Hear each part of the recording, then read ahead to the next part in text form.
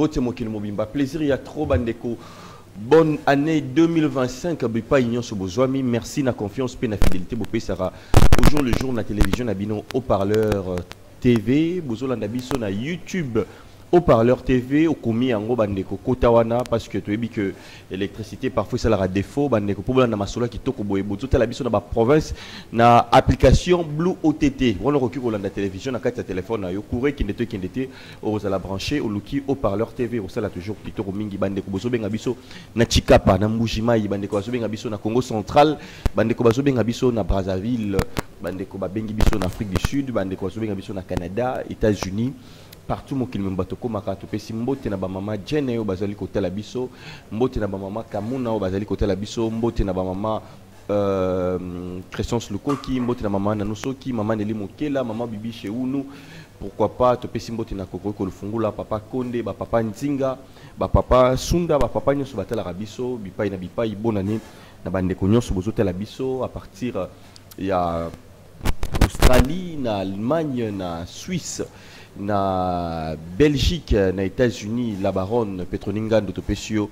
ba mbote belé pe na Karine Kimamba Los oyo pe azali ko sepela na 2025 na binonyo so bokota kibiso et puis mbote na docteur Wapiti oyo aye ko répondre na ba invitation na biso awa na okende déjà opesa mbote docteur Wapiti mbote na yo. Oui, mbote frère Mokendi. Ouais. Ça va. Voilà. Alors, Bandeko, Tozali, tellement touché. Déjà, na disparition brutale. Il y a quelques artistes topés, il y a Nakati Yambo Kanabiso.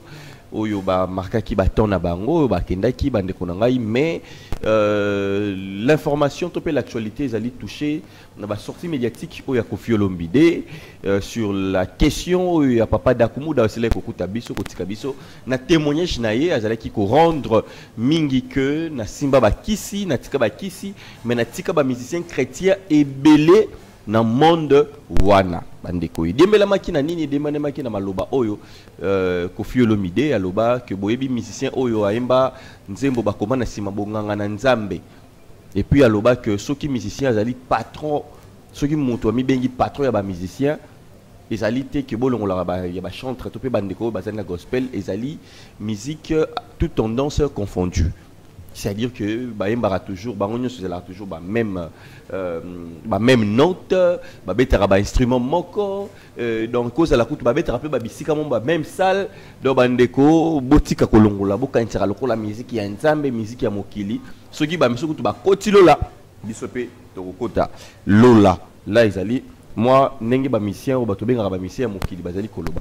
Et de l'autre côté, papa Nabiso, frère Christian Dakumu Dawatika Kibiso, Tomoni, depuis 7 ans, Azaki Koloba, Naba témoignage, il citait le nom, il y a pasteur Mike Kalambaï, mais cependant, pasteur Mike Kalambaï, Atkala, jamais qu'au répondre. Et puis si pas c'est na libota, et puis si pas c'est na bande kobele, c'est na liwa na ye, nzoto na malili, nzoto na oyo moto koki sukolobate, boyebi ki na beaucoup na biso, haut-parleur était les sabino toujours, culture pe tradition ba valeur na biso.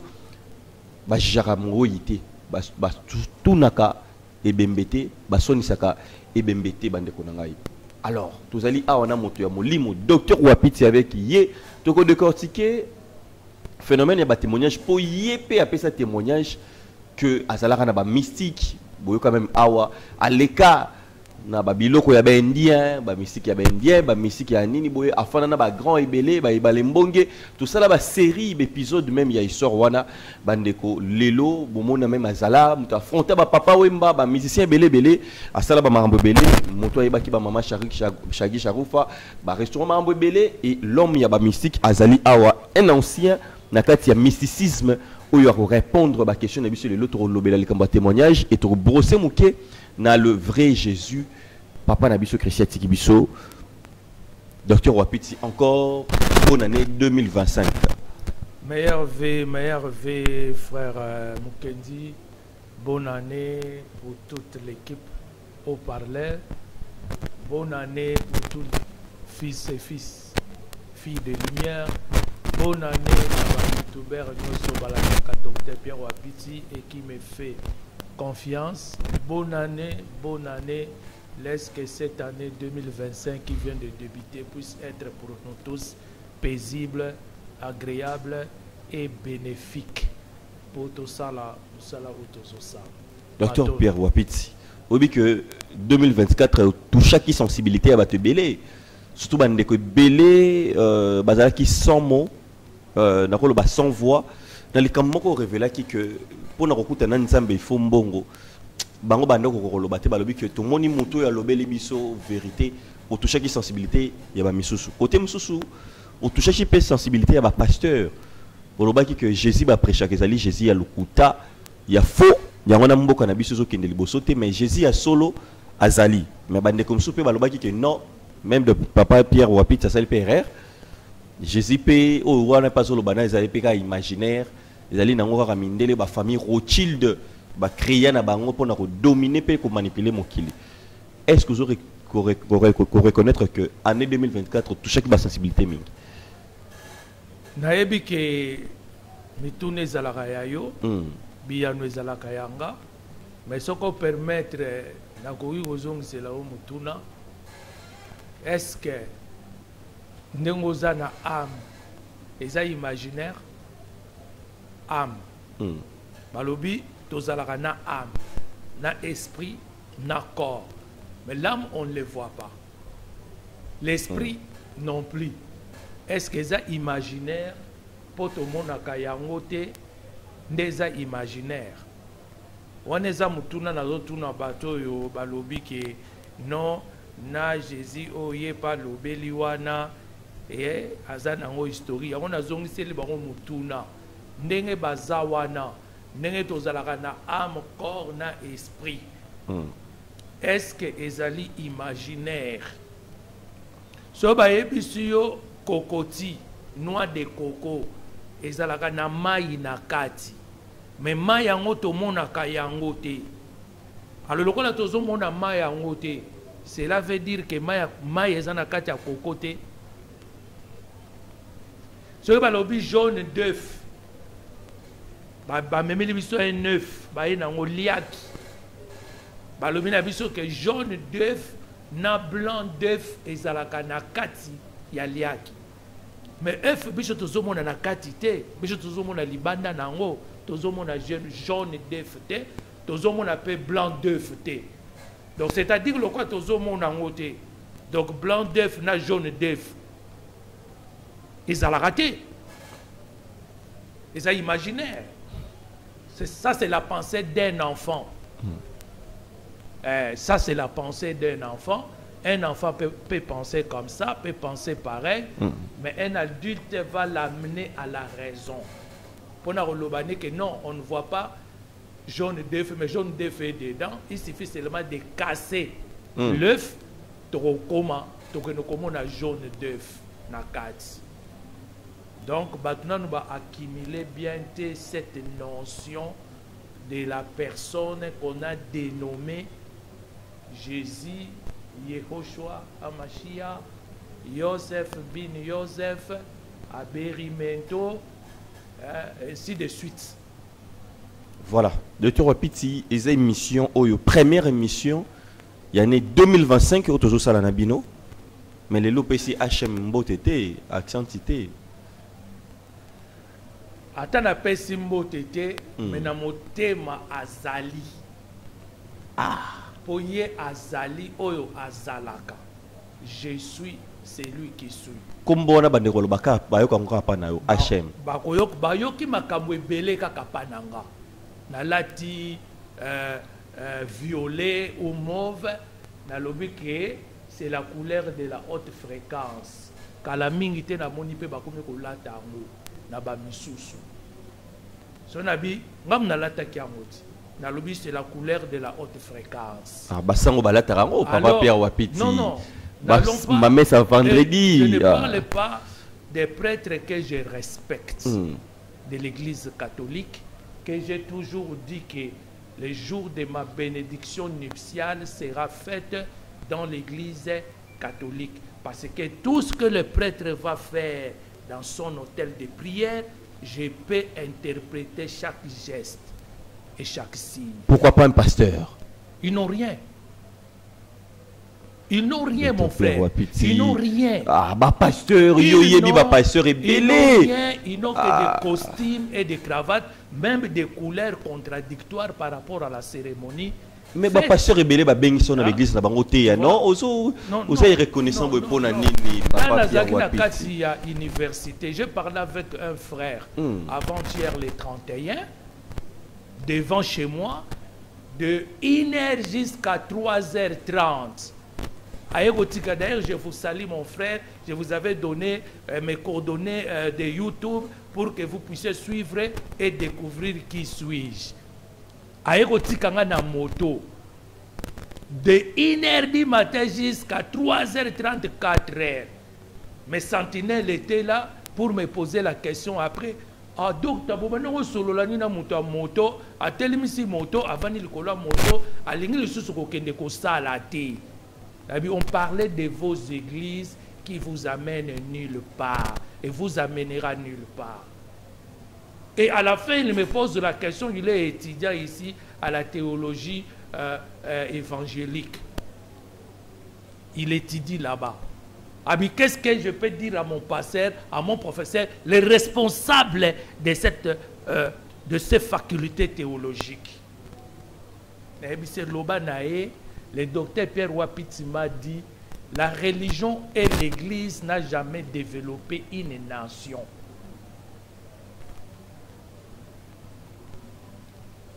Ils portent des couleurs contradictoires par rapport à la cérémonie, tantôt rouge, mais même pas rouge et blanc. Ça se porte dans quelle cérémonie? Cérémonielle. Tantôt va porter violet, mais le mauve violet, ça se porte dans quelle cérémonielle? Verte, ça se porte dans quelle cérémonielle? Toujours contradictoire pour montrer que Bazali mal formé. Ils n'ont pas cette dimension-là pour lever leurs mains et déclarer une personne spirituelle. Des fois, à gauche, la mariée ou le marié n'a moutou. Liboko à droite à Simbi micro. Mais oui, certaines, parmi les erreurs qu'ils commettent, qui montrent qu'ils n'ont pas été bien formés. Allez voir l'histoire de Jacob quand Jacob veut bénir ses enfants. À Salini, à Zuliboko, à croisé Maboko. À Zuliboko, il y a droite, à Likolo, il y a Jida, son fils Jida. À Zuliboko, il y a gauche, à Likolo, il y a Moulanae Ribens. Or, Ribens qui était l'aîné, qui devait hériter Makamouya Jacob, elle n'a pas hérité cela. Cause, parce qu'il était allé coucher avec la concubine de son père. Et son père a gardé colère et rancune. Et le jour de la bénédiction, il libère la bénédiction parce que c'est la main droite qui bénit, pas la main gauche. On ne dit jamais la gauche de l'Éternel, on dit la droite. La partie droite, c'est la partie de la lumière. Toutes ces erreurs-là, regarde les enfants. Mais pourquoi ça, docteur Wapiti? Est-ce que ça va manipuler la famille? Parce que quand on met la femme à gauche, c'est-à-dire que femme, elle est obscure ou comment? Non, non, c'est pas ça. C'est pas ça. Pour que le monde était patriarcat, ça l'est fort comme ça, patriarcat. Mon matriarcat. Matriarcat. Le monde était matriarcat. Ouais. Avant, Dieu était conjugué na féminin. On parlait que des déesses. On ne parlait pas de Dieu, on parlait des déesses. Alors là, c'est après qu'ils ont changé les choses. Comme ici, féminin et masculin. Ouais, bakomi père, bakomi boy. Mon frère, voilà tu un débat mususu. Je ne sais pas si je peux continuer parce que ça va nous amener à. Non, mais la vérité, ça reste que la vérité, docteur. La femme, c'est tout simplement la matrice. Maman, matrice. La femme, c'est la matrice. L'Esprit de Dieu s'est mouvé au-dessus des eaux. Azalaki na katia matrice. D'ailleurs, raison pour laquelle au commun, ceux qui moana, na kati ya matrice afandi mai ezalaka na kati eza lokola boule moko mai eza na kati ye mwana aza ko développer se développer na kati raison pour laquelle tangu ba douleur wana ya conception ekobanda poche wana epasuki mai ebimaka na makila pour dire que l'enfant va sortir. La matrice, la femme c'est une matrice qui nous a tous enfantés. Donc nous avons besoin de se fabriquer na kati ya matrice. C'est mon c'est où t'es pas ya père matrice et qu'on va na kati ya matrice. Moi si pour moi na azala conçu. Pourquoi balobi papa mutaleki na pouvoir?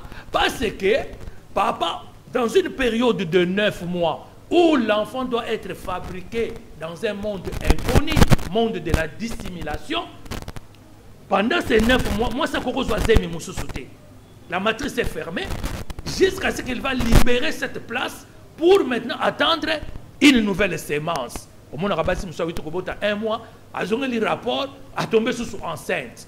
Mais Mobali, pendant cette période de 9 mois, il peut engrosser des centaines de femmes. Il peut engrosser des centaines de femmes. Raison pour laquelle même l'ère Bayaka pour exterminer un peuple, Babomaka mingi mibali. Pour ceux qui mibali baza ebele, bakoki ko faire revenir peuple wana lisusu à la vie en grossissant maintenant basi kocha basi basi. Place elaksaka l'autorité, la suprématie de l'homme sur la femme, yango wana. Moni yango wana. Mais nous sommes hermaphrodites. Nous sommes hermaphrodites. Ndenge nazaboye, nazabe na ba chromosome femelle na katinanga. Mais lokola ba chromosome mâle, mutu e dominaki, yango nzoto nanga esalama nzoto ya bana mibali.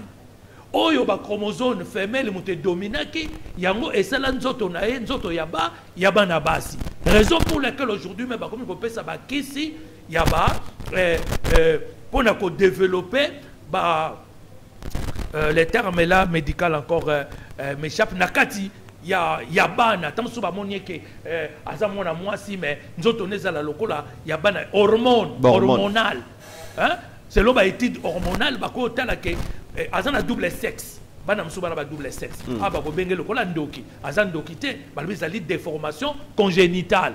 Alors moi on a pas côté la soeur comme il a 10 ans 12 ans à développer maintenant ba hormone ce que ba hormone mal monte dominant qui nous autres et sali ya bana mibali ba ko kene na ba intervention chirurgie plastique pour na ba longolaye l'appareil génital féminin ba borisa appareil génital ya bana mibali ainsi et de suite. Mais avant c'était des déesses au bazai ko régner yango zongona Israël Isis Ra Naël, les 3 mots qui composent le nom Israël. Mais Isis, c'est la mère, la maman, il y a Osiris. Moi aussi, il y a Osiris, maman a Oris.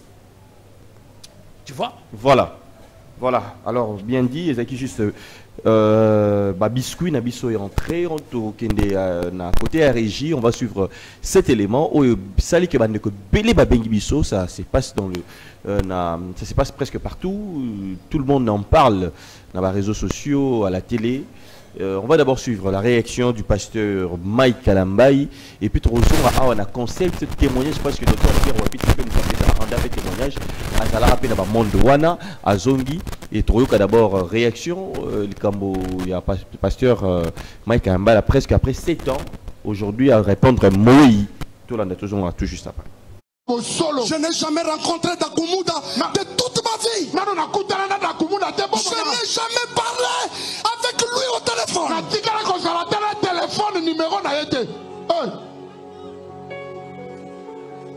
Frère Dakumuda, quand tu dis ça, peut-être pour une longue émission, mais dans ton cœur, on y habite aux ça.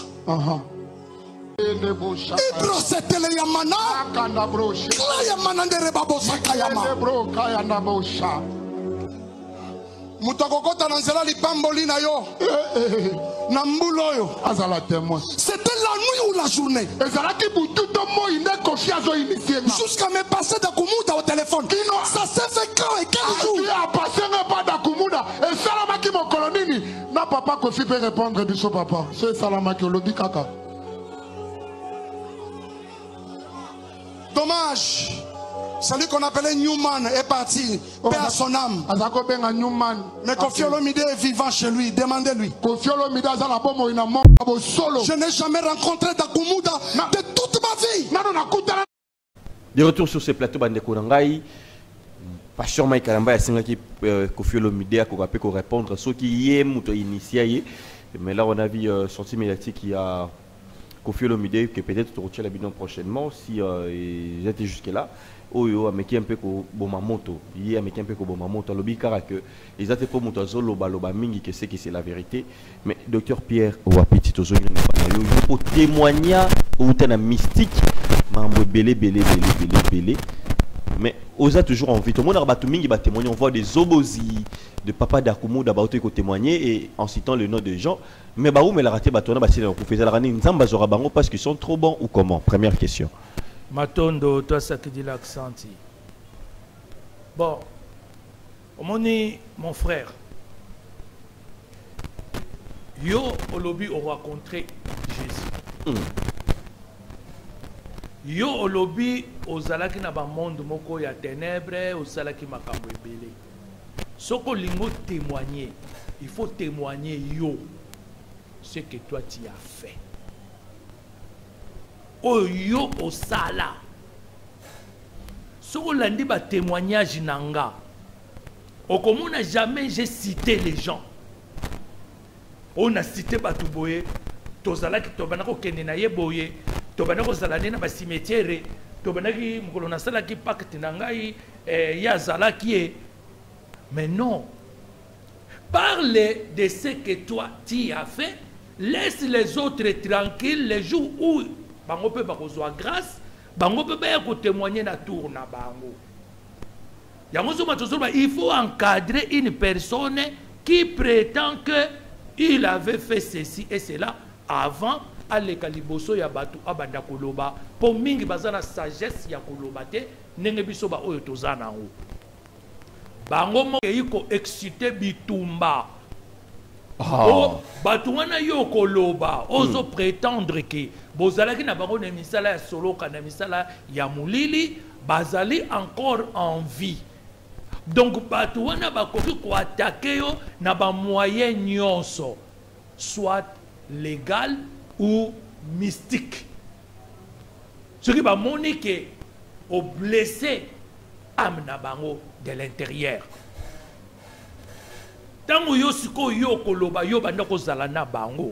Est-ce que vous avez des preuves irréfutables, indiscutables? Même on a voie légale juridique, est-ce que vous prouver, dire, oyo au lobby, tout autour ya bakombo na bango. Bakoki considérer comme ça bango ba calomnie. Mais la diffamation. La vie à Dakumuda de son vivant, il y a la personnalité d'autrui. Il y a la référence Hôtel Boye, Zaki Boye. Yango zomon écouter bango cher. Un jour on m'a dit de parler de certains musiciens. Nayebi makamuna bango lokola nayebi maboko nanga ya misapi ya maboko nanga. Non, docteur Wapiti, non. Vous comprenez? Mais nayebi si bango na tunaki bango. Notre frère Zobozi vous a raconté les choses. Vous étiez tous contents. Tokota la ba vie. Oye bandaki kopesa. Aujourd'hui, notre frère a rendu l'âme. A succombé d'une manière bizarre. Nakati ya temple, ya dojo. Ya Maïkari. Ne place à Koufela. Ne place à Koufela. Voyant que Tamususu a beaucoup plus confiance que Maïkari, quand je vais dire ces choses-là, Bango va protéger Ngai. Mais à Koufa Nakatia Dojo, entrer, Bazochaye lumière, Bazochaye lumière. Lumière est protégée était. Et protégée est à Koufi Nakatia Dojo. Natuni Bango. Lelo, nanya tindelaka, maman ya notre frère, de frère Zobozi, à $100. Aujourd'hui, on en parle de plus. Tout le monde va se la rawana. Oh, nous sommes des millions, mon frère, il faut regarder des vies. So balobi, bachaka $10, $10, to sunga ka mama na so bozi. Parce que loba makambo o biso to CP là. Ouais. Batu ba ochata, ba ochati. Ba ninga ba yoka ka makambo abatu. Na loba kinga na oloba te. C'est là ce qui fait que par rapport à bateau celui ba CP là qui na mambo. Papa Dakumuda frère Christian Alobaki, ce qui fallait na minute siko il n'est plus. Ce qu'il faut même contribution ou surtout contribuer laisser son âme reposer en paix. Mowei azalaka susu na likambute, mowei azalaka susu na nyongote, mowei basambisaka ye lisusu te. Yango bacha rip repose en paix. Makamuno sozalaki nango esili abu pia banyongo zalaki nango esili abu pia barando zalaki nango esili abu pia binemi ozalaki na bango baza susu na tina te parce que yo si olongwe na mokili oyo emonanaka totika milimo ya bawei ekende kopema na kimia. Mais là on vient de voir pasteur Michael Ambaï de na titre nae azoko loba na kanda bandimi bazako sepela omoni bazoko tutumuka bamisu bazoko zo molimo jusqu'à ne lobeli wana lobi nzambe témoin papa Kofi Olomide lobela biso no likambo oyo akomi bakomi ko parler à langue bande ko bazoko ganga bazoko créer une église Saint-Esprit et koti juste na marambo même oyi mutakei akofi après 7 ans pasteur à lobby église papa docteur Apitinga ezo sala na mutu pasi nazo comprendre de tete ba congolais to komela. Je ne comprends pas, mais bino bo expliquer na nous, bo expliquer na nous biso na nous poto comprendre. Bazalaki koloba en langue, quelle langue? Satanico diabolique. Ba rababa shikabe. Satanico diabolique. Ah, papa Pierre Wapiti. Langue nini bazalaki koloba? Mon frère, omoni bandimi, bachaka biso no ba pasteur Nerer. Le vendredi passé, j'ai été interpellé à quelque chose comme ça dans le magasin qui tambo babenginga moyibi. Oh mon frère batuana soki na change ba cassette bazala ko bois kelanga ba flair nanu to mona mutazo ko enseigner boyete nanu to mona passer ozo ko enseigner boyete nanu to mona boyete passer nini akoyi ko enseigner biloko ya boy bandimi des fois ba conduisaka ba passer na berrer par rapport à leurs sensations et les émotions qu'ils manifestent pendant que vous prêchez de n'importe quoi. Ce que l'on contredire, il y a que contredire quand je suis en vie. Pour nga ipe na kozala na temps na ya ko démentir. Mais yozo zelanga na kufa. Po yo ya ko loba après. Est-ce que makam yo ko loba tozongo en compte? Tozongo en compte te.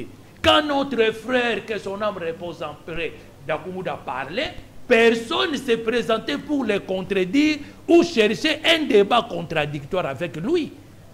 Et maintenant qu'il a rendu l'âme, il a dit des choses, il a raconté des choses, mais il est déjà décédé, il ne peut plus revenir pour venir confirmer ou affirmer ce qu'il disait. Mais c'est un pasteur, tout le bas. Vous comprendrez? Si c'est un pasteur qui interroge maintenant, oui, na vivant na ye atikala ko répondre à tout. Ça la biloko wana te mon frère, baronyo so baza les oiseaux de la même plumage. Bako sabino biso bako netinga bako sangate. Mon défaut c'est quoi? Je suis dans la lumière christique, je sais voir tout ce qui se passe sous la table. Ah, raison pour laquelle je vous dis la vérité, ça défaut mon aîné. Je suis mambo pasteur Michael Ambaï lobi wana ye continuité. Ezali n'importe quoi. Et continuité. Pour moi ce n'est pas un pasteur. Ça c'est des sensations mon frère. On appelle ça des sensations et des émotions qui n'ont rien à voir avec la vraie spiritualité des droites. D'ailleurs, un homme spirituel de droite et de lumière n'a plus des sensations ou des émotions. Parce que lui, il agit selon la vérité. C'est tout. Toya bibi lokwana mon frère. Le lobato bazo finga biso bazo bato bazaka ko boa que la biso ba fleur. Baza bato bazaki koloba docteur Wapiti, il a une connaissance inégalable. Bazala bato bazala ki kokende ko pesa sango ya news christique. Le lobato wana nde bato bakomi ko telemela news christique par des diffamations et des propos mensongers. Mais biso to telemi ngui. so za makasi aka koboma ngai soko koya na moi to koya na butu yaka nazo zela yo Ah, na l'air wana mais komona Zobosi ya kina na dojo ka yo ba lumière ya Maikari kokate docteur est-ce que y a news christique qui na ba combat belé bongo yo solo ba que est-ce que lumière ya news christique ko koka na bazo salela nga ba messe noire oui namona papa nange balembonga zo bwakela nga mabele na misu na koma aveugle papa balembonge oui Isoyo non azo bwakela nga mabele na misu na koma aveugle asaleli yo messe pena marambo pona soki parce que na telemela kiye parce que na telemela kiye alors mais la force na ezo ki yo non ezwaki ngate mon frère ezwaki te soki na lamuki na tongo na tali na fenêtre na nga ya chambre namoni babu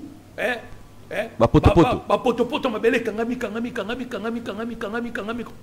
na fenêtre donc ezokota na kati ya ndako te parce que même andi ushimbiji mutu watijila mutu mutabala wana biloko nini wana wazee usaila vous comprenez ngaza ushimbiji naza mutu mutabala disciple ya mvonda Emmanuel Ekanga yo ya kumekanga ndeni nganga nzambe Luanga papa Luanga docteur en théologie à l'université protestante ya Suisse na tongo yeko yebisanga lobi nazoka mwa papa butu nyonso azobwa ke lo mabele na miso koma aveugle yango mabele o ezokanga maka na fenêtre ndako na fenêtre ya chambre nanga do ezosuka na fenêtre bato mingi ozomona baveugle wana ozomona wana babambi bango biloko na misu balatisi bango bavoile na misu mingi nyonso te mingi moni ntango yo ozotanga bakombo ya bato bato wana baza bamaître fo yo yeba ntango ozoluka bango makambo meme nga mpe o ntango ozoluka nga makambo le vendredi on m'a interpellé illégalement mais bamoni ke makambo nyonso basalaki bakasaki neti bakohumilie nga bamoni ntango bato bazoya nie ntango bato bazoya nie moto moko asimbi nga na elamba te ntango mpe polise aye polise aprotege ngai abi on ne vous a pas arrêté mais vous êtes tout simplement là pour une raison sécuritaire. Est-ce que vous comprenez? Mais Batu bayaki dans l'intention que Nazala humilié. Ce que vous voyez, c'est que Babylone va nous mettre dans mon thème, docteur Pierre Wapit. Et puis, Nazala qui n'anga lobby, lelo lamuki, namo olati bien, olati silipia pembe.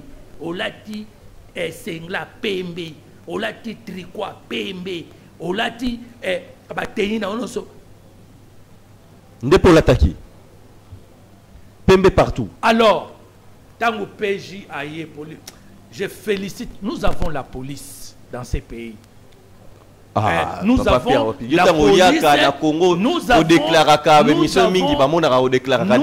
la police qui sait faire son travail. Le Londimi police. Si. Ya Congo. Nous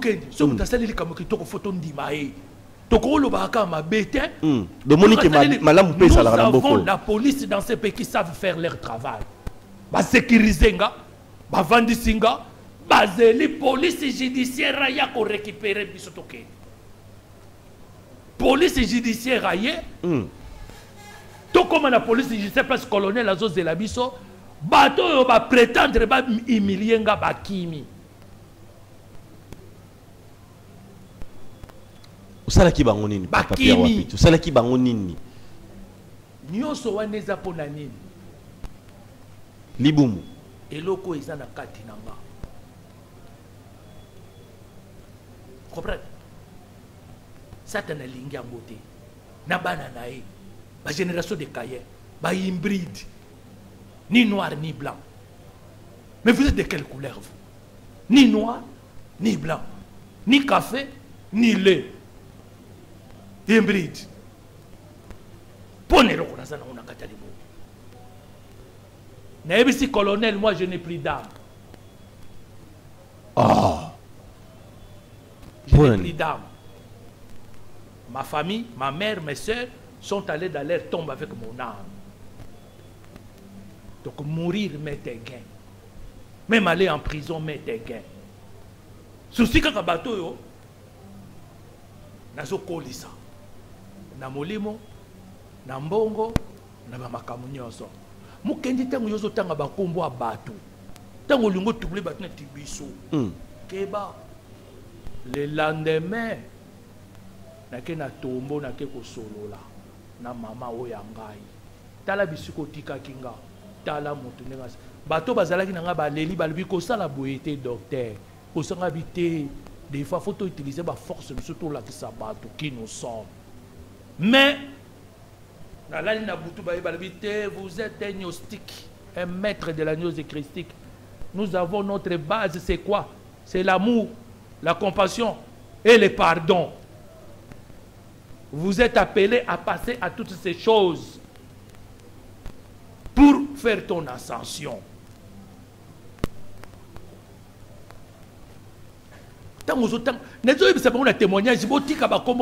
Témoignage, yo témoigner makamuna yo balika ko toucher ba témoignage batu jamais ko yebiso que moi na moko pe boya zaka na quartier na se yebe to banaka collaborer na été bazo tanga ka ba komo bato ba yebana po témoignage na bango ezo en plaire croyant que bazo sala malamu mais question moko ezali papa Pierre Wapiti bande ko bazali côté la biso ba téléspectateur le balingara au parleur parce que ezala ke lengi na mambo spiritualité ba fongwa maka outi ko loba awa papa na biso pe molimo ne pe mana kimia zobozi wa sala ba témoignage oyo ningo outi ko loba que peut-être que ya ko kanisa que Maikari dojo ko ko protéger mais tout le monde papa na biso Christian papa d'Akumuda Yé azaki kolobango parce que Jésus-Christ il est en lui, il est le plus fort. Il est nini donc Jésus azali kolo ya babilo wana nyonso. Sokata ba tona nyonso ilo ba rosala e ko protéger. Mais ndenge nini tu koloba ke protéger te yozo loba que parce que c'était dans le faux. Expliquez-nous biso non to comprendre bandeko bazola na biso ba comprendre non. La foi c'est une force. La foi. Il croyait fermement à son Jésus. Jésus va commander sur bayebi. Mais va permettre Moïni à saboter nzoto nao. Non, molimo nao.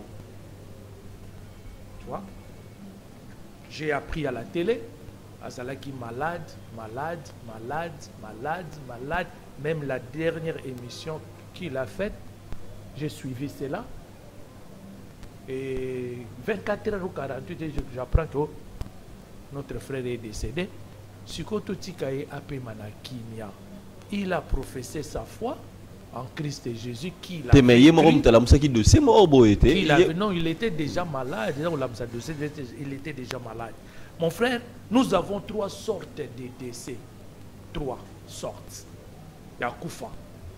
Na yebisa ki bango na poto der babenga inga na sala émission na bibo zela nga so na zongi na baki toko bato bako kufebele basi babwaka ki filet ezo circuler ezo péché bato ti tokoma na 2027 28 29 pour na 2030 mokili kozala susu ndenge oto omonela te. Ah, papa Pierre Wapiti. Na 2030, non, tu côté ba révélation tu mo bandi déjà ko piqué. Mokili ekozala so ndenge oyo ezozala te, batu mingi oto yebi bakokota na 2030 te, ba oyo asika mutu bakokota, oyo bakozala mbala moko na système ya sika. Le 2030 ozala nouveau système na mokili monga. Esili oyo kala mbala moko esili complètement. Moni mingi bakokota yango te bakokufa ebele yango nomoni biso tozotambola na bilembo mpona kosala ke tokota na kati ya file wana te. 3 sortes de décès. Kufa eza naturel, c'est une loi divine que na nzoto oyo tokoki kovivre ce côté. Tout ce qui est visible est appelé à disparaître un jour. Et ce qui est invisible est appelé à l'éternité. Boulmi Chezala Kiwana. et qui visible tozoya kosomba ba chaussure naza moko oya bana koya kosomba ba chaussure na boule mitch ici en face à maison de la Bible au côté boye na kata boule mitch ouais c'est là que ceux qui guinéens ceux qui sénégalais comme ça ou qui mkolo nango ozo sentir que notre commune na mikili. Donc mais ozo respirer. Ce n'est pas n'importe qui ou bana ko kota na boule mitch. To ba spiritualité ça qui peut sika wana. Vous comprenez? Maintenant ce que côté la boule mitch wana ils ont représenté maintenant rien. Les anges qui étaient avant. Est-ce que ça a raté le ils allaient mais comme de l'abri. Abison de tobetolo li solo au moni place oyo. Ezalaka po yo koto somba chaussure faut koka. Ezalaka soko koti na kati lu pepe là. Ya climatisé réseau pesa. On dirait aux na mikili. Mais le lotala monengeza. Des potoirs. Donc tout ce qui est visible est appelé à disparaître un jour. Dans ces corps nous sommes visibles. Donc ce corps est appelé un jour à sa disparition. Aucun corps ne restera éternellement. Moni, la loi divine est pessibiso kufawana. Tant on va fabriquer kinzoto par les 7 Elohim. Moussou les ali destiné à Yaki face à la 70 ans. Simanango à Kozonga. Avandi a kokisi 70 ans parce qu'il faut ça dans 3 étapes de la vie. La naissance, la jeunesse et la vieillesse. Après viendra la mort. Deuxième étape, kufa wane ye. Eza musu seza foti na bango. Ba se comporter malamote. Awana se esika bayaki pèlerinage, esika bayaki expérimentation.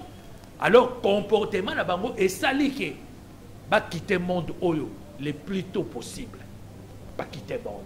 Et tamboleli na bango faut contrôler et tamboli na yo awana kata mokilo yo oyeba ba mode na ba principe nango po yo okoka ko umela mingi na kata mokilo yo ba précipiter kufa na bango moko. Ya misatu batu mususu banguna binemi batu ya mabe oyo bakoki kozala na tout autour ya environnement na yo bango pe bakoki kosala ba faire précipiter départ na yo na mokili oyo pour des multiples raisons. 3 choses là. Alors ce qui monte à koufi biso siko to okende to luka to yeba pour nani na zongi avant boy il avait quel âge? Est-ce que il a passé les 3 étapes, la naissance, la jeunesse, la vieillesse et la mort? Oh, il n'a pas atteint la vieillesse. Pourquoi il n'a pas atteint la vieillesse? Il devait atteindre la vieillesse. Vous voyez, atteindre la vieillesse, c'était pourquoi? Pour quelle raison? Donc, il faut qu'on ait un oracle. Donc, maintenant, on interroge l'oracle. Pour l'oracle, nous avons comme on a bombami pour révéler biso.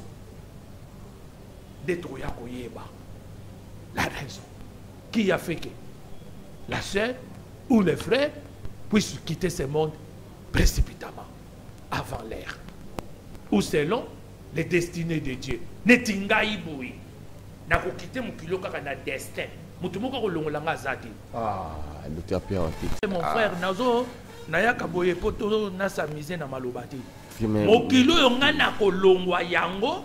Tant on a aussi sa mission oyo bapesa kingai.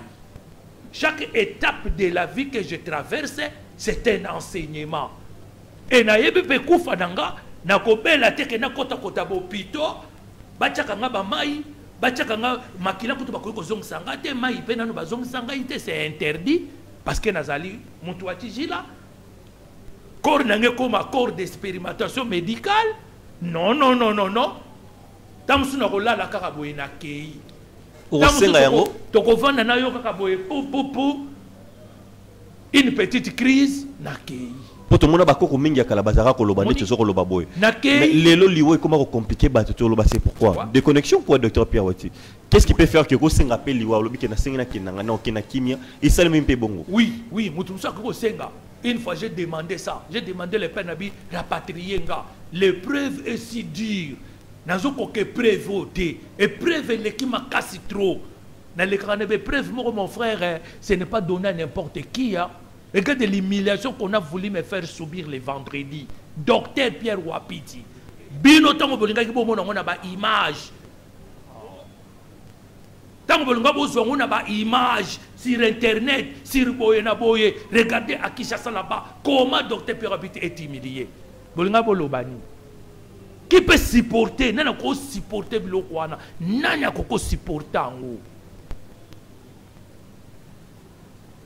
Et j'ai pris même la décision, je dois vendre tout ce que j'ai. Je rentre en Europe qui m'a fait tellement du bien pour ne plus revenir. Au te kaba palin tout. Oui. Bon, bah, j'ai déjà fixé les prix. Oui. J'ai fixé les prix. Boyelangalar. Boyelangalar bozo baboro. Nazonga na mikili. Eska mer nanga linga na vanda. Na yaka susu na mboko yote. Mais ma belle bakoko na yot. Yé mo kwa zawa. Donc mon frère, Batou Bakoko faire précipiter au liwa. Bakoko fait précipiter pour des multiples raisons. Batel au poison. Pour des multiples raisons. Baléo na kindoki, balongo na kindoki, balongo na bakisi na bango. Pour des multiples raisons. Bazongisio. Ya lokolo kendeki poto ba refoulé yo. Pona nini moi ça funda ki ozanga doki. Baza ba refoula bango. Mbila kanga kyo na nzelo zanga kidok baza ba refula bango ba msusu ye moko pe akina ko sele yoma moko boye bake banyongi ne yoma wana batala baza na dokite ba refule yo muso akenda ka kota nini équipe de France soki match soki nini na stade de France kuna akoma na mulongo boye mais avant yo le kokota fo carte d'identité après sa carte déjà c'est si là déjà akena ko prolonger te. Bazoué garde à vie, tous la lundi, toute la situation mon candidat na obo. Lundi ba battre hote meye, to tindela déjà mon candidat pour renouveler ayati. Asa zui interdiction de ne plus mettre ses pieds en France. Bazou frère wana ba boki na faute yana. Rapatrier. Donc VIP ezabongo. VIP ezabongo. Na ebisi bato, au moins pourquoi nazalaka prudent. Pourquoi je suis un homme très prudent comme un serpent. Plus qu'un serpent. Bomoni. Fungula mouvement. Na fungula mouvement na 75% ba kino bandoki. Batamite mamabi. Spirituellement de mon araba kino docteur Pierre Wapiti ndolo baba 75% bandoki. Kin o ndesa ba sorcier. 75% ba sorcier. De ba quartier to fanda ka ba sorcier. Je peux démontrer ça, ba sorcier. Ce qui va bien ça la tribunal ya bandoki. Bazo parmi les juges ou bien pour me saler vous allez oui, j'ai déjà dit ça dans le lobby, il faut qu'on tombe bandoki. Il faut toujours comme dans la période inquisitionnelle. Natangwa inquisition au roi Innocent III oyo alobaki botumba bango soki alingi koyambolate. Et les preuves sont là. Il y a culpabilité na une sorcellerie. Biché, bochaye na biché. Alors, non, il faut créer un tribunal ecclésiastique. Oyo bato ba yebi makamba kindoki ba fadi na ba juriste formé to banda ko sambisa ba comportement ya bato. Comment mutako bengo muyibi yo yiba elote? Wana za kindoki te, c'est la sorcellerie. Parce que la Bible dit que le diable est le père des mensonges. En lui, on ne trouve jamais la vérité. Donc, les réseaux sociaux, comportement congolais qui est basé sur banchor. Basé sorcier, mon frère. Hein? Comment tu peux prendre ta nudité et exposer ça sur les réseaux sociaux? Alors que vous avez un frère qui peut tomber dans une bavure spirituelle, sexuelle, dans une salle. Ba neveu na yo, ba nièce na yo, ba cousine na yo, les amis proches. Ba mouna ba nudité na yo, exposé na kata réseaux sociaux. Ce n'est pas la sorcellerie ça, c'est la sorcellerie. Et tu vois la personne aussi le lendemain, il vient sans pudeur pour chercher, il y a qu'au faire justifier. Dans le Cameroun, il y a quoi se justifier. Azo se justifier. Bozoluka kindoki, qu'est-ce kindoki yango wana? Kindoki yango wana. Envoûter les gens par leur sexe tape, par leur nudité. Alors que Nzamba lobi nudité na yo bana na yo ba mona yango te, ba parents na yo ba mona yango te. frère no ko kasakeza ni dita moto mosusu aboka kaka misuboy azomona c'est sa sœur qui est en train de faire ce genre d'histoire là na frère no azo envoûtement to azuite par la vie image wana tikali ene longi soka vandi et apparaître ça sert comment elle exhibait son corps yango wana sorcellerie les mensonges. Parce que Mboka, est-ce que, docteur Pierre, je crois que Mboko est bonga sur le bi 75% basa banchor. Mon frère, les lotés. Donc Mboko sur le bi quitter Mawatro. Les lotés. Il faut exorciser ces pays. Il faut exorciser ces pays. Exorciser l'homme congolais.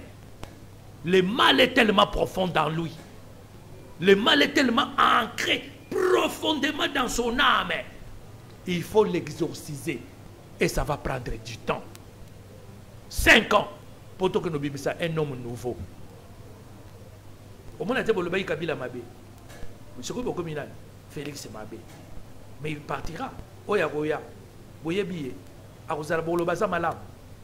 Vous allez tourner en rond.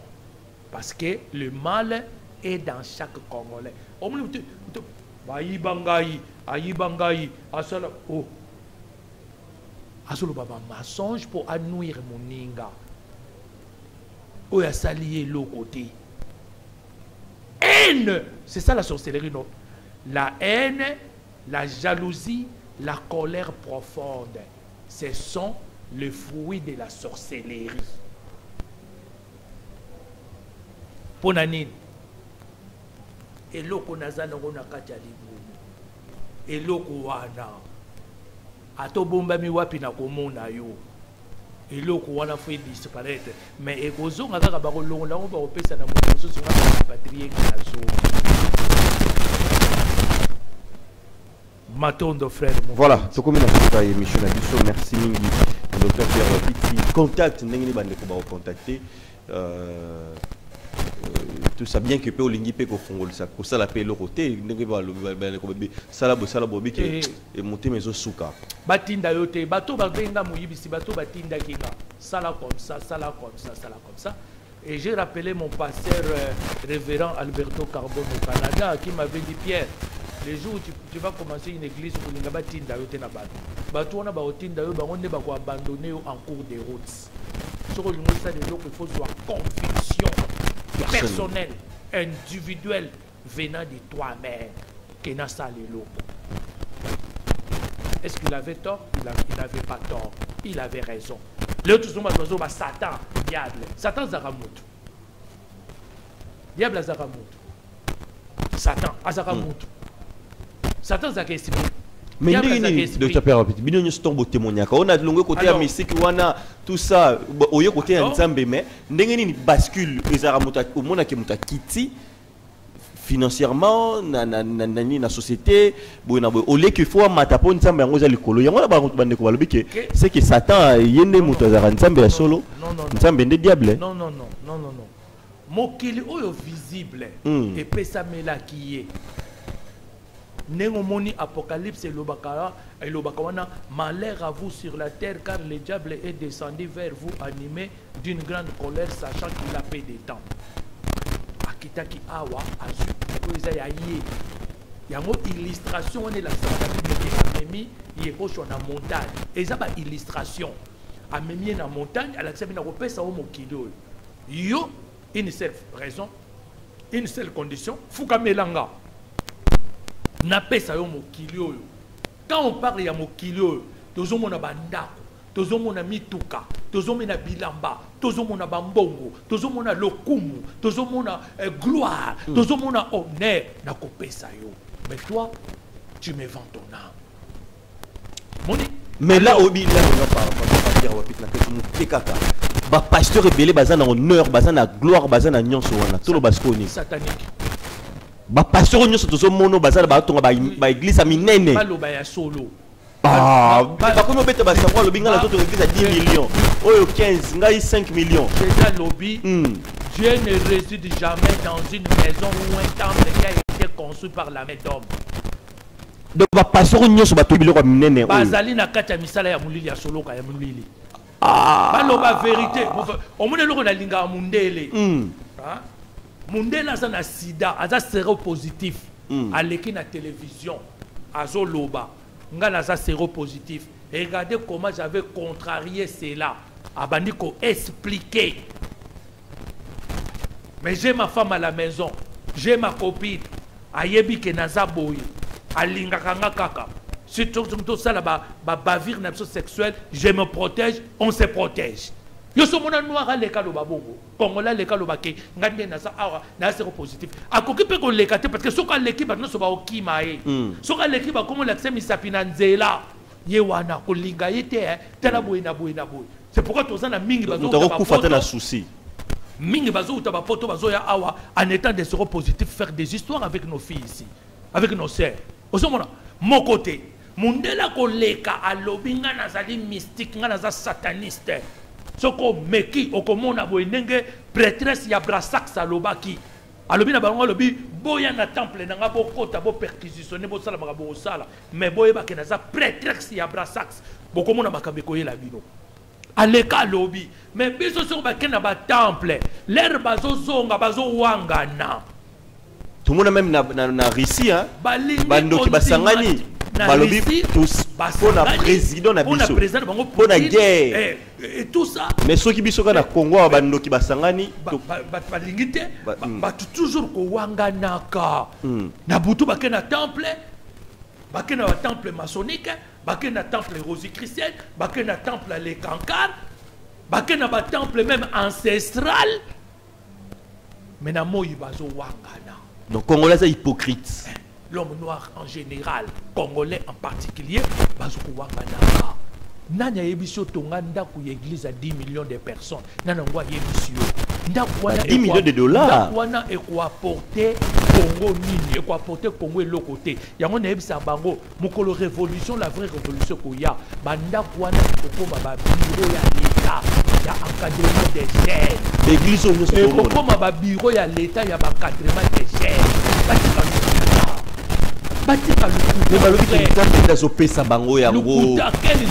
Les diables aussi dit que nous aussi, les dieux, les diables. Alors, donc, Yesu a boya ko soma ambassadeur na awa, yango zaki na babilo ko na tetoloba. Donc, pasteur nyoso bazanango. Donc, Paul Azolobani, l'apôtre Paul. Nous n'avons pas incité ici-bas.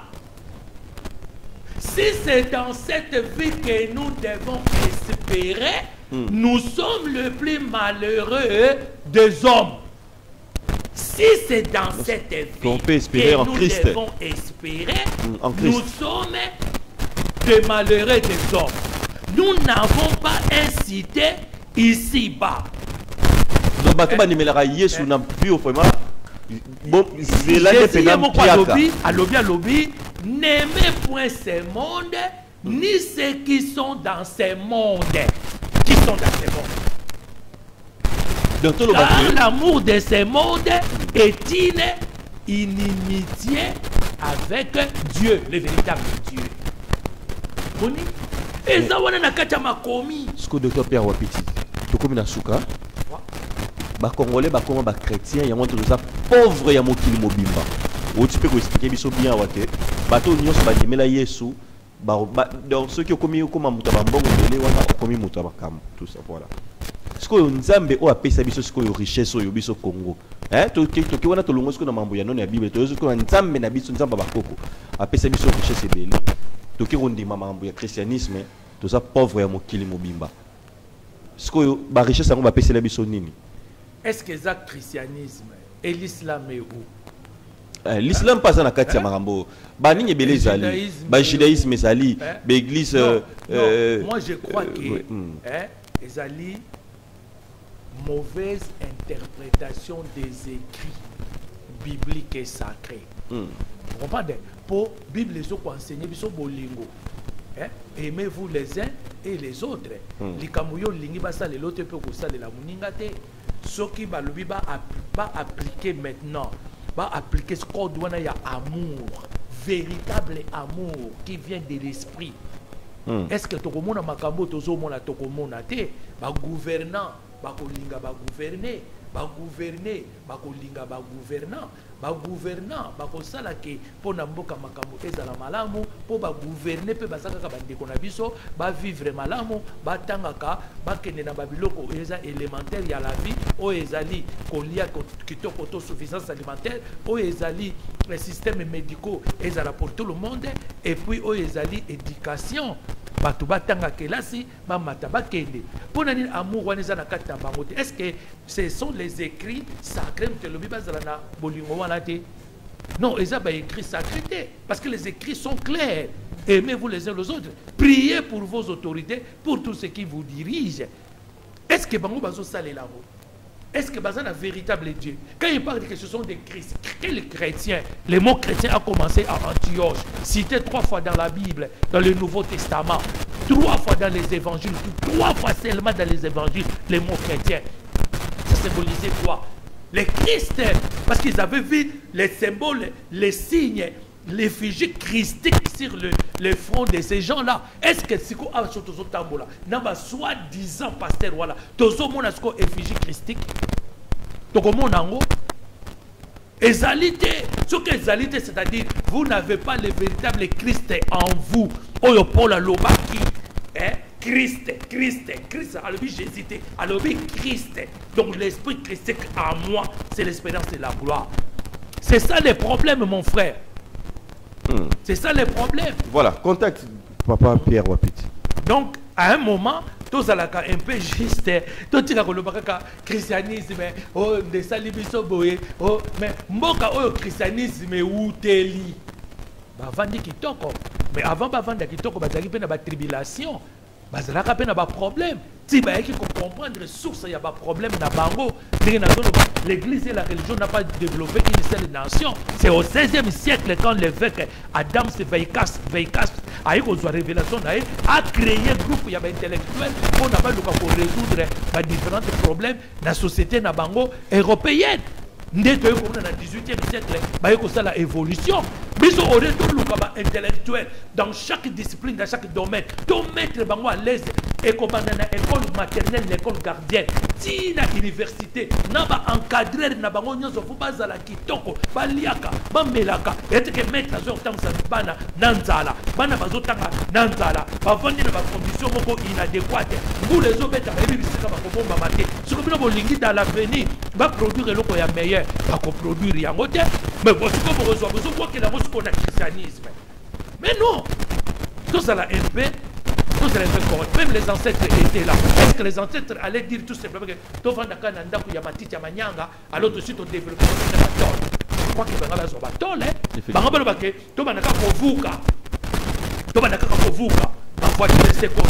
ah non, kovuka, les autres ont un peu de sacrifice humain, les autres ont un peu d'énergie, n'a voiture, et comme ça, dans un village voisin, non? Mais dans Kalabana, kovuka, à Limoué, à comme un village voisin. Et ça demandait un sacrifice humain aussi. Des fois, ça dépend, il y a un prototype au adoptaki. Mon super développé un sacrifice humain. Mon super demandé beaucoup d'énergie. Comme essence à pouvoir se déplacer comme ça. Mais comme il n'a pas voiture, on peut faire énergie belé, c'est un peu sacrifice belé. Quel genre? Et c'est un peu belé, non, papa? Mais oui, essence. Ils ont senga pierre, matière première na ah ouais, il faut bateau non, pour que ba zoyango. Fais-moi que c'est la technologie, c'est la technologie, c'est la technologie. Ça demande aussi du sang. C'est la technologie, puis surtout la technologie. Tes bateaux bazo sala wana. Ils ont senga bango pesant. Bateau, oui, bateau besoin de technologie wana. Pourquoi bakoya te to solo là? Biso to na technologie te. Bino boza na technologie.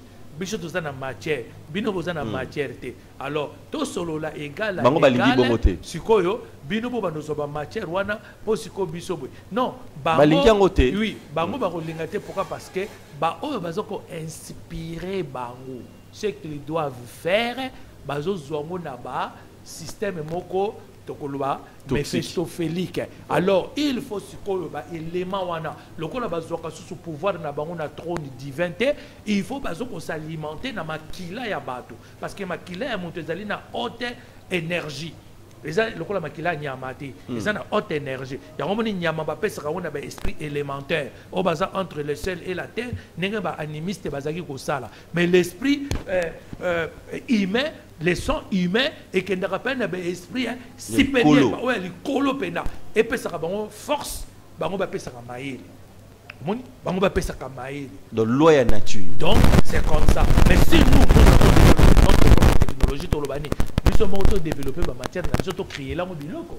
Mais est-ce que tu as dit mais là tout ça là sacrifice wana est-ce que tu as dit oui on dit mais on ceux qui va gouvernant bazu prise de conscience pour batubeli babanga ba pasteur bazawana bazako kotsa nini non bazo sala embrouille ba pasteur bazo bank or que nzambe yemoko les pasteurs embrouillent les choses et comme ma biso nulle part ba église ne ko moni wana na nebse bango bosali ba veiller le lot comme les deux les trois et les quatre total. Si il y aurait un changement ici, rien. Voilà, contact Papa Pierre Wapiti Kaboalabino. 084 84 35 762. 084 84 35 762. Voilà, merci beaucoup. Maintenant, nous avons sur le Kibiso Ebele, to bandi que to silani pour mon cola lelo, peut obtenir au prochain numéro avec le même plaisir. Vous s'abonner massivement. Tu as sur le docteur Pierre Wapiti, je crois bel et bien. D'ici week-end au début de la semaine prochaine, na ma solo Susuki Toko. Quant à moi, na pesi Matondo, toi ça qui dit là, na papa Pierre Wapiti, malgré moi ba koko solobi na batume, toujours continuer c'est toujours c'est mon sala oyo. Bye bye, à la prochaine.